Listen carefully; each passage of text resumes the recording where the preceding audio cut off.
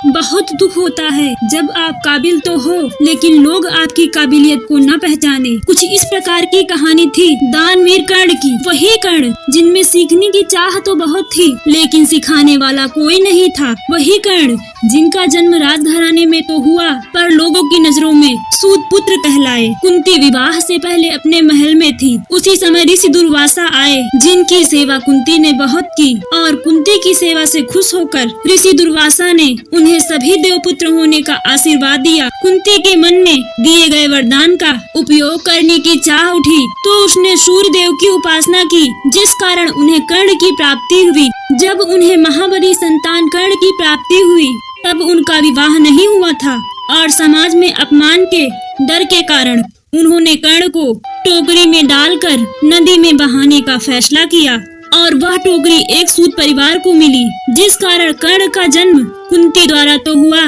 पर लालन पोषण एक सूत परिवार के द्वारा हुआ। कर्ण के पास बचपन से ही एक कवच कुंडल था जो उसे सभी प्रकार के अस्त्र शस्त्र और बीमारियों से बचाता था। कर्ण जैसे जैसे बड़े हुए उनके मन में युद्ध कला सीखने की जिज्ञासा और भी बढ़ती गई। इस जिज्ञासा को पूरा करने के लिए वह गुरु द्रोण के पास गए लेकिन द्रोण ने कर्ण को सूत पुत्र होने के कारण उन्हें यह युद्ध कला सिखाने से इनकार कर दिया। अब कर्ण को अकेले ही युद्ध कला सीखनी थी पर गुरु के बिना शिष्य वैसा ही है जैसे बिना पतवार के समुद्र में नौका चलाना। द्रोणाचार्य से इनकार होने के बाद कर्ण ने एक चाल चली। वह परशुराम जी के पास गए और अपने आप को एक ब्राह्मण बताते हुए युद्ध कला सीखने को आग्रह किया। परशुराम जी ने उन्हें युद्ध कला सिखा दी। जब कर्ण युद्ध कला में माहिर हो गए तब परशुराम जी को उनके सूत पुत्र होने का पता चल गया। कर्ण का सच सामने आ गया। उस समय परशुराम जी बहुत ही क्रोधित हुए क्योंकि कर्ण ने झूठ बोलकर उनसे विद्या ली थी जिसके कारण उन्होंने कर्ण को श्राप दिया कि जब भी तुम्हें मेरी दी गई शिक्षा की सबसे ज्यादा जरूरत होगी तुम इसे भूल जाओगे। गुरु द्रोणाचार्य ने कर्ण को छोड़ पांडव और कौरवों को शिक्षा दी। जब उनकी शिक्षा संपूर्ण हो गई तब उनके बीच उनकी काबिलियत को दिखाने के लिए एक युद्ध रखा गया जिसमें गधाधारी गदाधारियों से लड़े, तलवारबाज तलवारबाजों से लड़े और धनुर्धर धनुर्धारियों से लड़े। इस युद्ध में अर्जुन के टक्कर का कोई भी धनुर्धर नहीं था जिस कारण द्रोण ने यह ऐलान कर दिया इस सृष्टि में अर्जुन से बड़ा धनुर्धर कोई भी नहीं है। पर तभी प्रजा में से एक हाथ उठा। वह हाथ सूतपुत्र कर्ण का था पर द्रोण ने यह कहकर कर्ण को चुप कर दिया कि वह एक सूतपुत्र है। पर तभी दुर्योधन ने एक चाल चली। उसने कर्ण की लाचारी का फायदा उठाते हुए उसे अंग देश का राजा बना दिया जिस कारण कर्ण अपने ही सगे भाई अर्जुन के विरुद्ध हो गए। पर अर्जुन यह बात नहीं जानते थे कि कर्ण उसी की माता कुंती की पहली संतान है।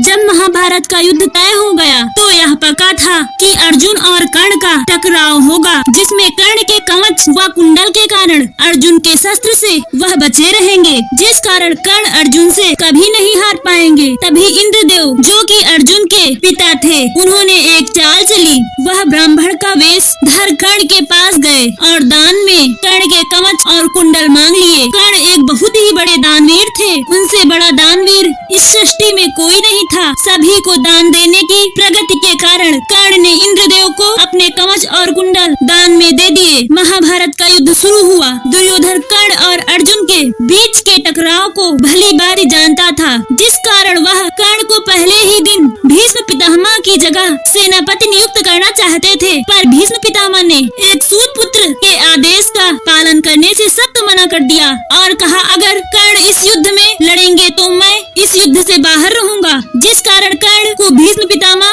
के शीर्षया पर लेटने तक कर्ण को युद्ध से बाहर ही रहना पड़ा। पर जब कर्ण युद्ध भूमि के अंदर आए तो उनमें गुस्से की आग थी। वह अर्जुन से बदला लेना चाहते थे। अर्जुन और कर्ण के बीच का टकराव शुरू हुआ। जब अर्जुन के शस्त्र कर्ण को क्षति पहुंचाते तो श्री कृष्ण चुप रहते और जब कर्ण के शस्त्र अर्जुन को क्षति पहुंचाते और उनका रथ कुछ दूर आगे ढकेल देते तो श्री कृष्ण बहुत ही खुश होते और कर्ण की प्रशंसा करते जिसे देख अर्जुन श्री कृष्ण से पूछते हैं कि पार्थ आप कर्ण की प्रशंसा क्यों कर रहे हैं। तभी श्री कृष्ण कहते हैं अर्जुन तुम्हारे रथ पर मैं यानी भगवान भगवान श्री कृष्ण और हनुमान जी ध्वजा के रूप में विद्यमान हैं, पर कर्ण अकेले हैं। उनके शस्त्र तुम्हारे रथ को पीछे ढकेल देते हैं, जिससे कर्ण की काबिलियत का आभास होता है। कर्ण और अर्जुन के बीच का युद्ध भयंकर रूप लेने लगता है। तभी श्री कृष्ण अर्जुन के रथ को युद्ध से बाहर ले आते हैं और कर्ण भी उनके पीछे पीछे जाते हैं। श्री कृष्ण एक बहुत ही अच्छे रथ चालक थे, जिसके कारण वह दलदल से